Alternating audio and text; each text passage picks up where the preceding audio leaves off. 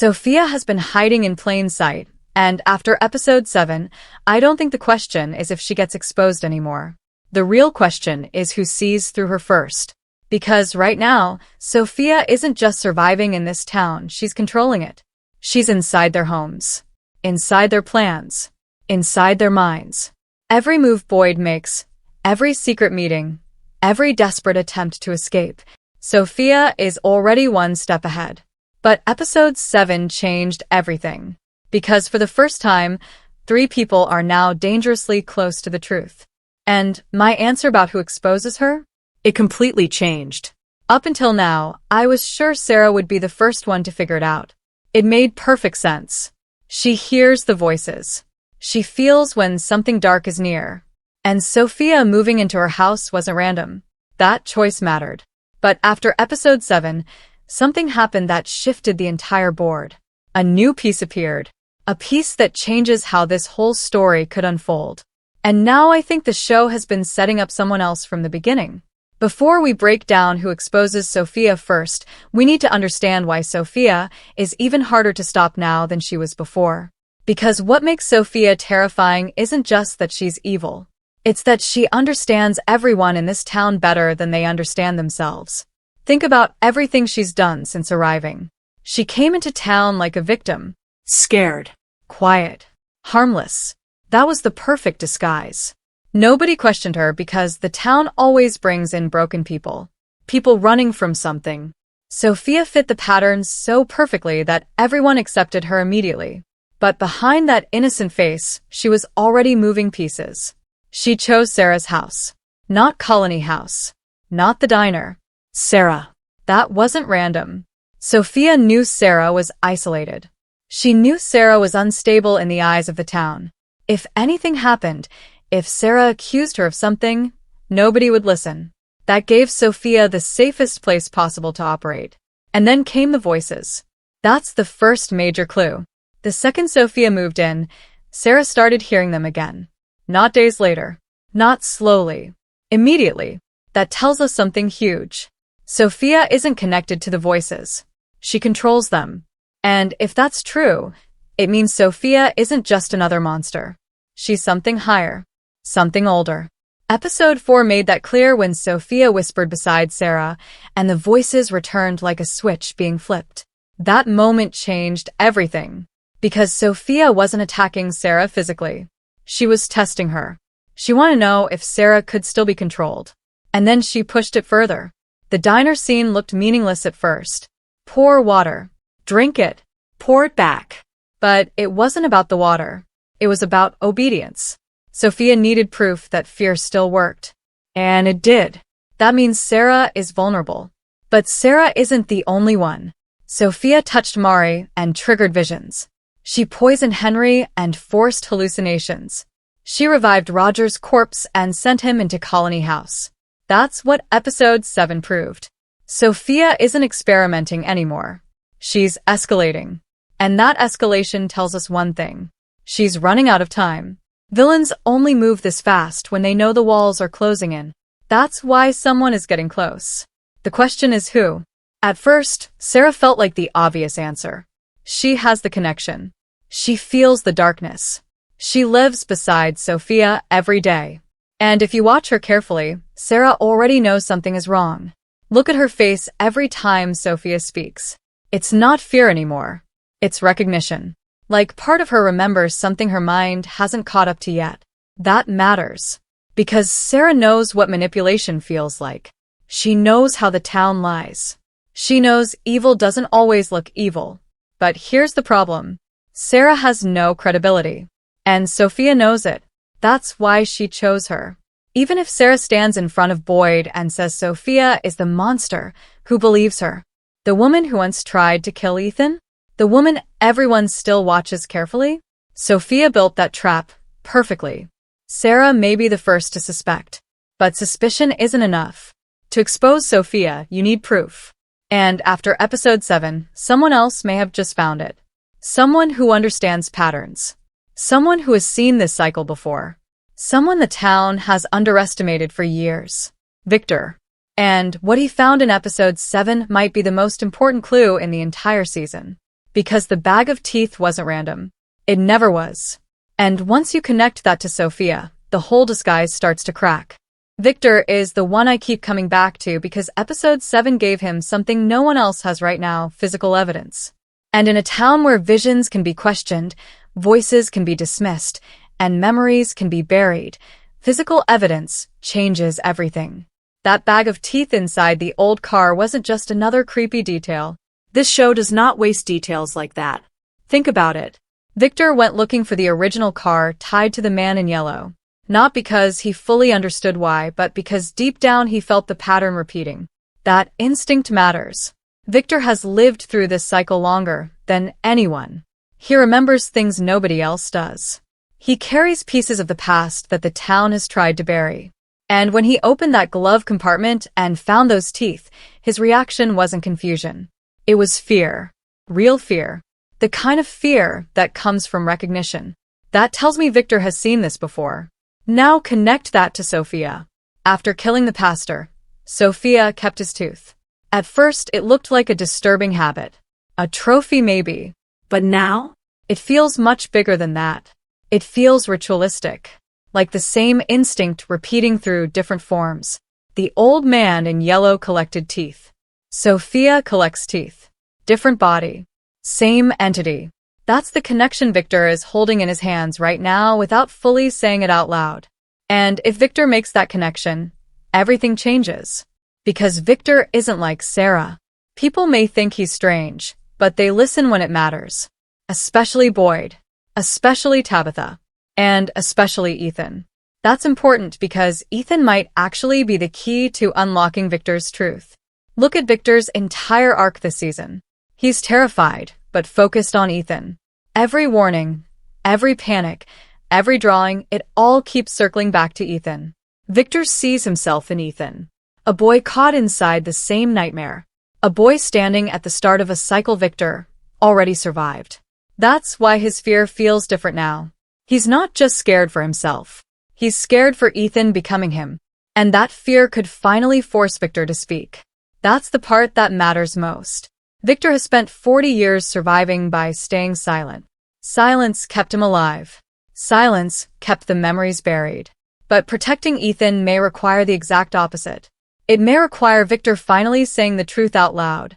And once he does, Sophia's entire game starts to collapse.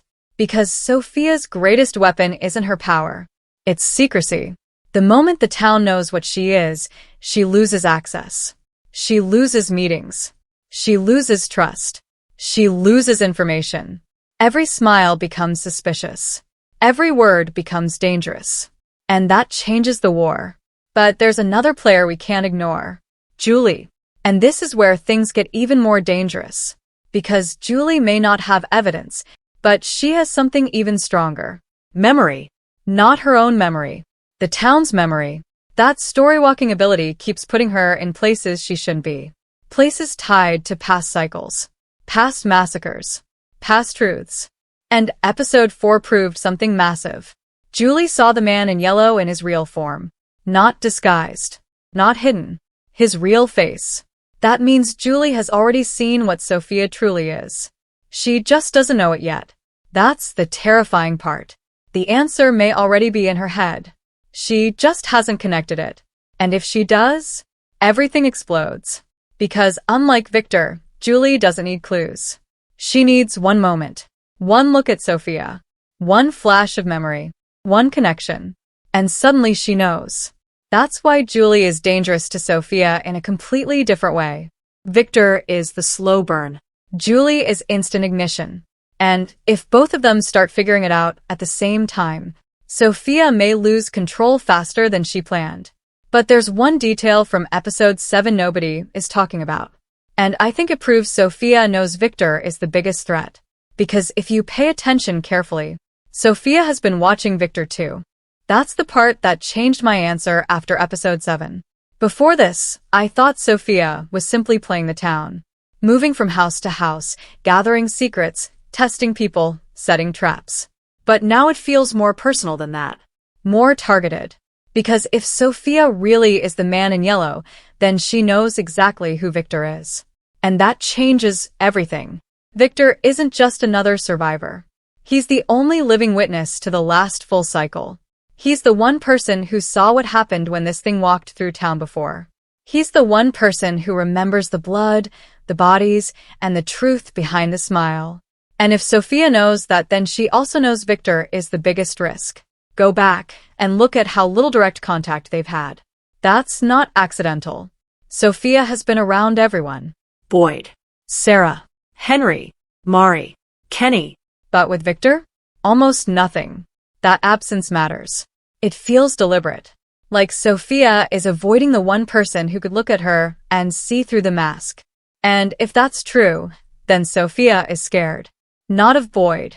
Not of the tunnel mission. Not of the totems. Victor. That says everything. Because monsters don't fear weapons. They fear recognition.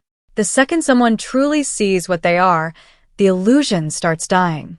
And Victor is the closest thing this town has to living truth. But here's where it gets dangerous. Sophia knows how to strike first. If she senses Victor remembering, she won't wait. That's what episode 8 might be building toward. Not Victor exposing Sophia. Sophia trying to silence Victor before he can. And if that happens, Ethan becomes the center of everything. Because Ethan is the bridge between them. Victor trusts Ethan more than anyone. He tells him things he won't tell adults. He shows him drawings. He gives him warnings. And Ethan listens. That relationship feels bigger now. Because if Victor dies before exposing Sophia, Ethan may inherit the truth. Think about how powerful that would be. Victor spends decades carrying this nightmare alone, only for the knowledge to pass to Ethan right before the end. That would complete Victor's arc. But I don't think that's where this is going. I think Victor survives. And I think the show has been building to one quiet moment.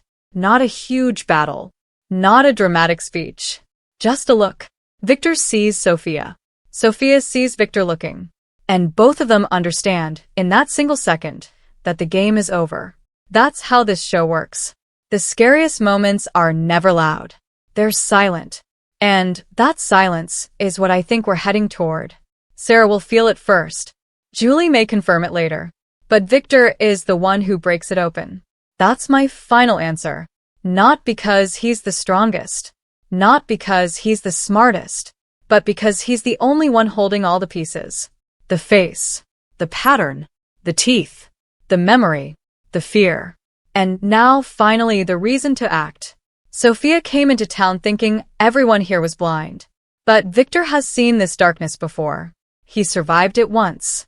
And this time, he may be the reason nobody else has to. The biggest question now isn't who exposes Sophia. It's what Sophia does when she realizes she's been exposed. Because if the man in yellow loses the mask, then the real war begins. And if episode 8 is where this starts, we're about to watch the entire season change in one scene. Watch Victor closely. Watch what he draws. Watch where Sophia stands. Because the truth is closer than it's ever been. And when it finally comes out, this town may never recover. If Victor is really the one who exposes Sophia, then episode 8 isn't about discovery anymore, it's about reaction. Because in this kind of story, the truth doesn't end the danger. It starts it. The moment Victor connects the pieces fully, the town doesn't instantly become safe. It becomes unstable. Every interaction shifts. Every conversation carries weight. And Sophia, she doesn't just sit back and wait for exposure. She adjusts. That's what makes her different from everything the town has faced before. She doesn't panic when things get close. She redirects them. So if Victor starts showing even the smallest sign of recognition, Sophia has only one real option left. Control the outcome before it happens. That could mean isolating Victor again. Pulling him away from Ethan. Separating him from the only person he trusts enough to speak freely. Because Victor doesn't reveal truth in front of crowds. He reveals it in fragments. In drawings. In half-sentences. In moments when he feels safe. And Ethan is the only reason he feels safe at all. That relationship is now the most dangerous connection in the entire town. Not because it's loud, but because it's quiet. Meanwhile, Sarah is still sitting on the edge of realization. She doesn't have proof, but she has pattern recognition. And that's worse for Sophia than certainty, because certainty can be manipulated. Doubt can be redirected. But patterns, once they click, they don't disappear. Sarah will start noticing timing first. Every time Sophia is near a breakdown, something else happens in town. Every time someone gets close to truth, something else breaks. That repetition is going to start forming a shape in Sarah's mind. Not a theory yet, just discomfort. And discomfort always turns into suspicion.